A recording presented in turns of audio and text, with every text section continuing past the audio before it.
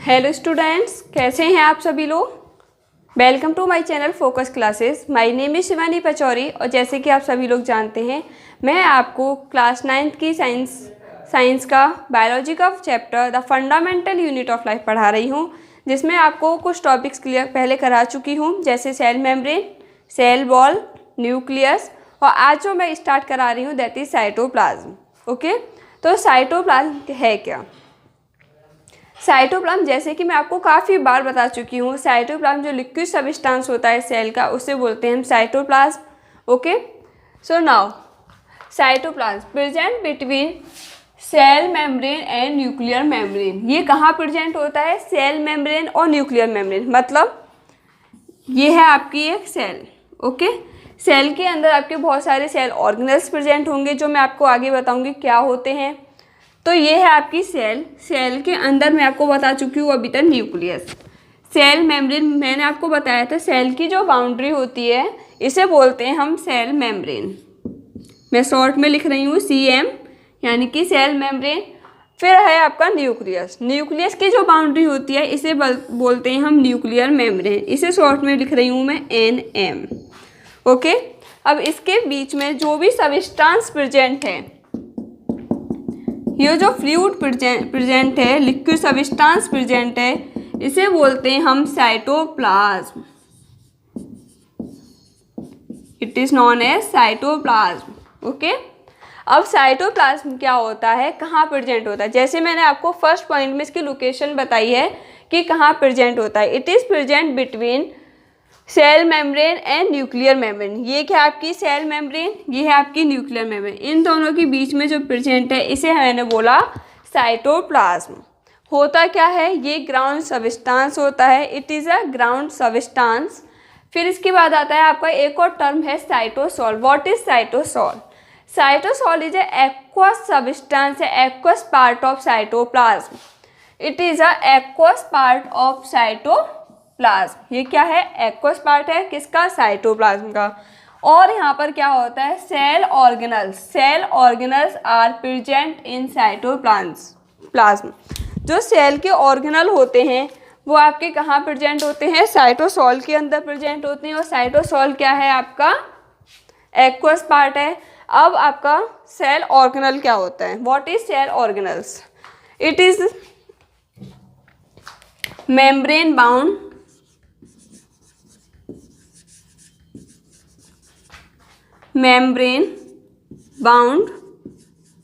Substance. ये substance या फिर ऑर्गेनल, ये क्या है, मेम्ब्रेन बाउंड होते हैं, ऑर्गेनल्स हैं। सेल या ऑर्गेनल, यानी कि सेल के ऑर्गेनल कैसे होते हैं, मेम्ब्रेन बाउंड होते हैं। इनकी ज़रूरत क्या पड़ती है, ओके, तो इनकी ज़रूरत पड़ती है सपोर्ट कॉम्प्लेक्स एक्टिविटी ऑफ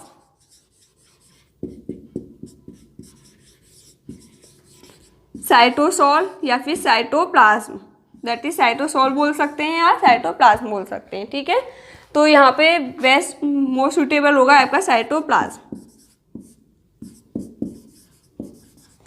जो जैसे कि आप जानते हैं, आपके घर पे आपकी मोस्टली जो वर्क है, अगर बाहर का काम देखा जाए तो फादर करते हैं, और घर के अंदर का जो काम होता है वो मम्मी करती हैं। इससे क्या है, और लेकिन जैसे कि जब मम्मी काम करती हैं तो मोस्टली गर्ल्स या बॉयज़ जो भी हैं वो अपने पेरेंट्स का सपोर्ट करते हैं या फिर उनके हाथ बटाने में हेल्प करते हैं। अगर मम्मी कुछ काम कर रही है, खाना बना रही है, तो हो सकता है लड़की उनकी बेटी या फिर आप खाना लगा देते हो अपने पेरेंट्स, फादर के लिए, भाई के लिए, अपने लिए। इस तरह से आप क्या उनका सपोर्ट करते हैं, उनको उनके हाथ बटाने में हेल्प करते हैं या फिर उनका काम कम कराते हैं। इसी तरह से जो आपके सेल है, सेल के अंदर आपका साइटोप्लाज्म है। साइटोप्लाज्म के अंदर मैं आपको बता चुकी हूँ सारी एक्टिविटीज़ होती हैं। मोस्टली जो एक्टिविटीज़ हैं वो साइटोप्लाज्म के अंदर होती हैं सेल की। अब जो आपके सेल ऑर्गेनल्स हैं वो, जैसे कि आप बच्चे अपने पेरेंट्स का सपोर्ट करते हैं या फिर उनके हाथ बटाने में हेल्प करते हैं, इसी तरह सेल ऑर्गेनल्स उनके बच्चे हैं, ठीक है। वो उनकी जो साइटोप्लाज्म के अंदर जो एक्टिविटीज़ हो रही हैं उनको कम करने के लिए उनको हाथ बटाने में हेल्प करते हैं। इसी तरह से ये उनकी कुछ कुछ एक्टिविटी आपस में डिस्ट्रीब्यूट कर लेते हैं। जैसे माइटोकॉन्ड्रिया है, माइटोकॉन्ड्रिया को बोलते हैं power house of the cell.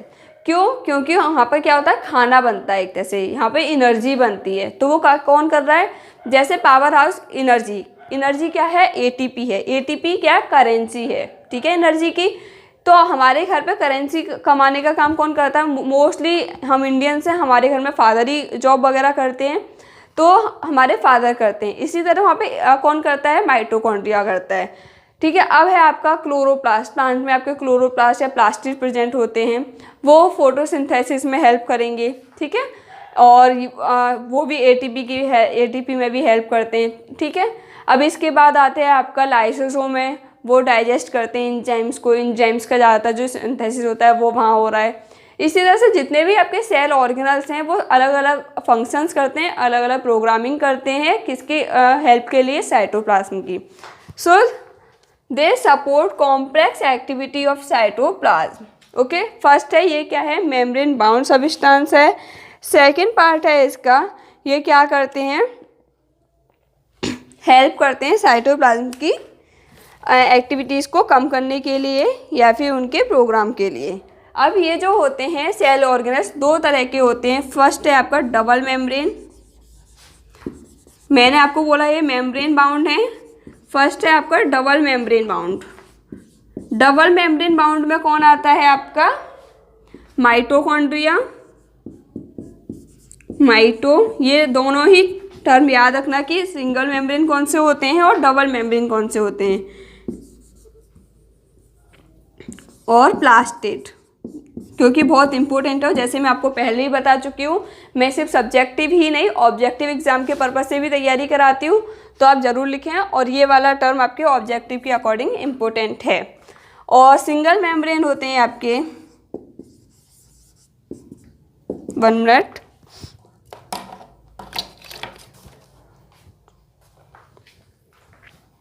चलो इसी 1 मिनट इससे लिख देती हूँ। ER यानी कि endoplasmic reticulum, vacuole, Golgi apparatus,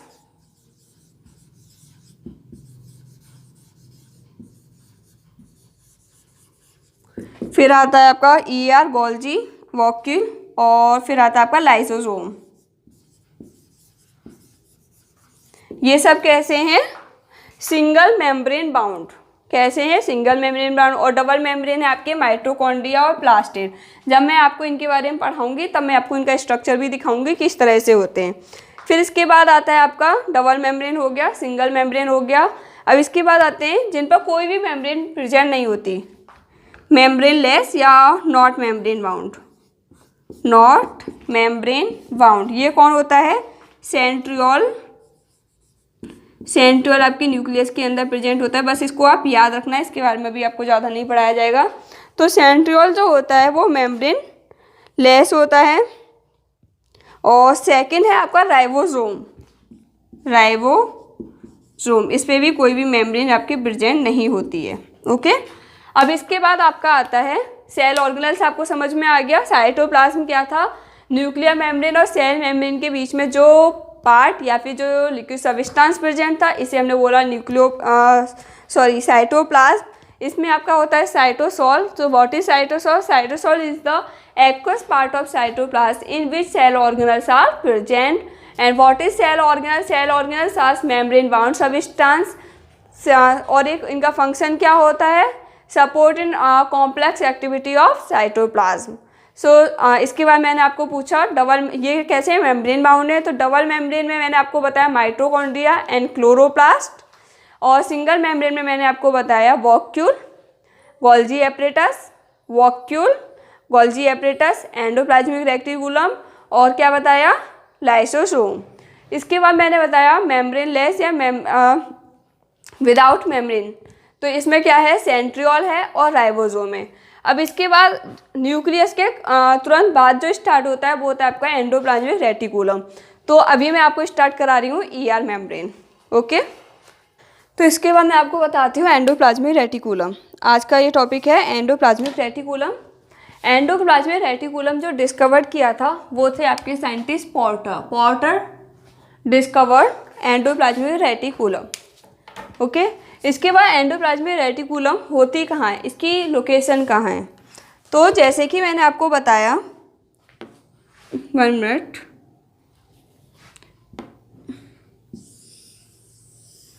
ये न्यूक्लियस प्रेजेंट है, न्यूक्लियस है। न्यूक्लियस की मैंने क्या बताया था, डबल मेम्ब्रेन बाउंड होता है।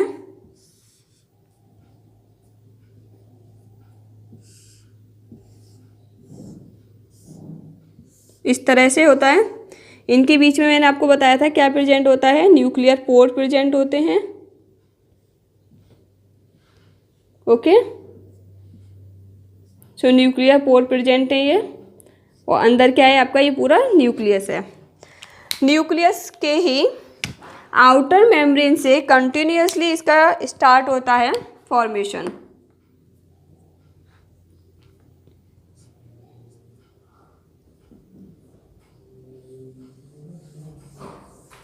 मतलब कि इस तरह से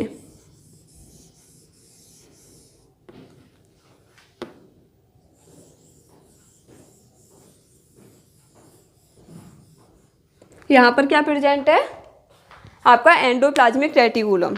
तो इसकी लोकेशन कहाँ हुई, it is present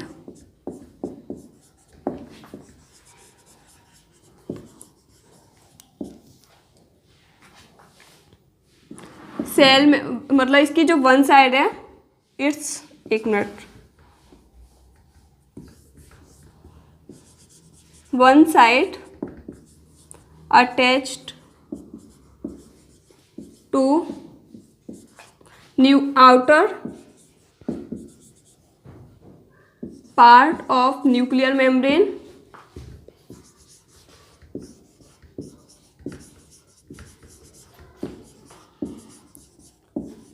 and another part is,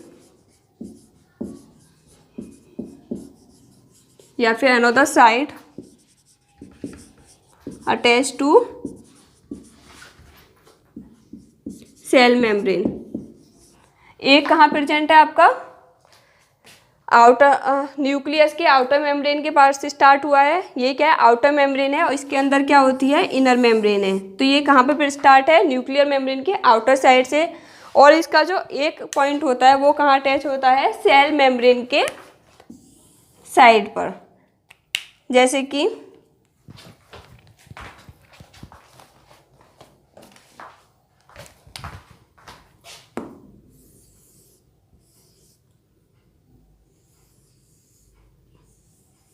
इस तरह से।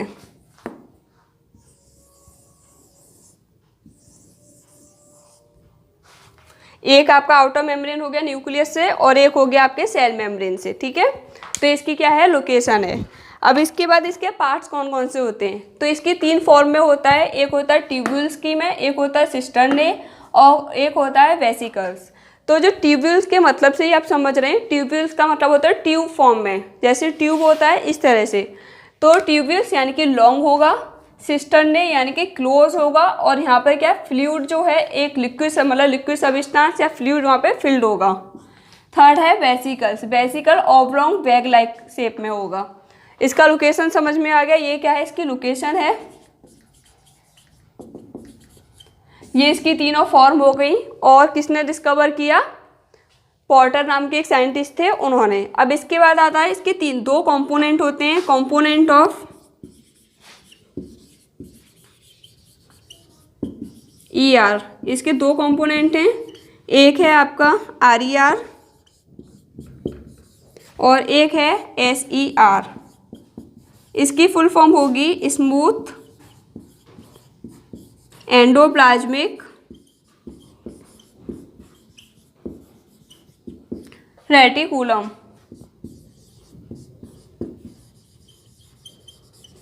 RER की फुल फॉर्म होती है रफ एंडोप्लाज्मिक रेटिकुलम। इसका मतलब क्या है, रफ और स्मूथ। इसका एक बेसिक एग्जांपल मैं आपको देती हूँ, चॉकलेट। चॉकलेट तो आप सभी को मोस्टली पसंद ही होंगी। तो चॉकलेट का एग्जाम्पल मैं क्यों दे रही हूँ, डेयरी मिल्क चॉकलेट तो आई थिंक सभी ने खाई होगी। तो डेयरी मिल्क चॉकलेट में जैसे कि आपने खाया होगा, एक होती है सिल्क और एक होती है फ्रूट नट, ठीक है। अब डेयरी मिल्क सिल्क को आप लोग स्मूथ ER की तरह, और जो फ्रूट नट होती है इसे लेंगे हम RER की तरह। कैसे लेंगे, जो स्मूथ चॉकलेट है, स्मूथ का मतलब वो चिकनी होगी, जैसे सिल्क, सिल्क पे क्या कुछ भी प्रेजेंट नहीं होता, एकदम चिकनी होती है, वो स्मूथ होती है, तो इसे बोला हमने स्मूथ। और RER यानी कि रफ। रफ किसकी वजह से, मैंने इसका एग्जांपल में आपको बताया, रफ एंडोप्लाज्मिक रेटिकुलम, यानी कि जैसे कि हमने चॉकलेट कौन सी ली, नट वाली। तो जब हमारे डेयरी मिल्क पर नट्स प्रेजेंट होंगी, नट्स की वजह से वो कैसी हो जाती है, ऊपर से रफ रफ हो जाती है, नट्स ऊपर उभरे हुए हो जाते हैं, जिसकी वजह से क्या वो रफ दिखने लग जाती है, दैट इज RER। अब ये रफ किसकी वजह से हुई, वहाँ पे वो किसकी वजह से रफ हो रही है, नट्स की वजह से रफ हो रही है। इसी तरह से यहाँ पे जो ये रफ होगी, जो एंडोप्लाज्मिक रेटिकुलम को हमने चॉकलेट लिया, रफ हमने लिया, वहाँ पे नट को लिया, यहाँ पे जो रफ होगी वो किसकी वजह से होगी, राइबोसोम की वजह से। यहाँ पे क्या प्रेजेंट होंगे, राइबोसोम, राइबोसोम्स आर प्रेजेंट। तो इनके बीच में अगर हम डिफरेंस देखें, आर प्रेजेंट और यहाँ पे राइबोसोम एब्सेंट, ओके। फिर इसके बाद यहाँ पे राइबोसोम प्रेजेंट है, तो यहाँ पे किसका सिंथेसिस होगा, मैंने आपको फर्स्ट वीडियो में भी बताया था, फर्स्ट क्लास में, प्रोटीन सिंथेसिस टेक्स प्लेस।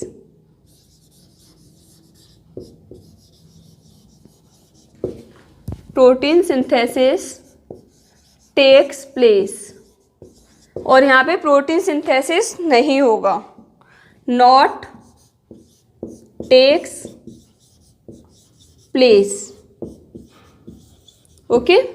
फिर इसके बाद आता है आपका यहाँ पे लिपिड सिंथेसिस या फैट सिंथेसिस, लिपिड या फैट सिंथेसिस एब्सेंट, और यहाँ पे टेक्स प्लेस, यहाँ पे क्या होगा, इनका सिंथेसिस होगा। जो स्मूथ एंडोप्लाज्मिक रेटिकुलम होती है, वहाँ पे किसका सिंथेसिस होता है, लिपिड का होता है या फिर फैट का, लिपिड और फैट का सिंथेसिस होगा। जबकि जो आपका RER यानी कि रफ एंडोप्लाज्मिक रेटिकुलम है, वहाँ पे आपका प्रोटीन का सिंथेसिस होगा। ये दोनों में क्या है, डिफरेंस है। अब इसके बाद आता है, इसका मतलब जो एंडोप्लाज्मिक रेटिकुलम है उनका फंक्शन किस में है, प्रोटीन सिंथेसिस में, और सेकंड है आपका लिपिड सिंथेसिस में। वो बात अलग है कि दोनों के फंक्शन अलग अलग जगह पर हो रहे हैं, लेकिन है किसका पार्ट, आपके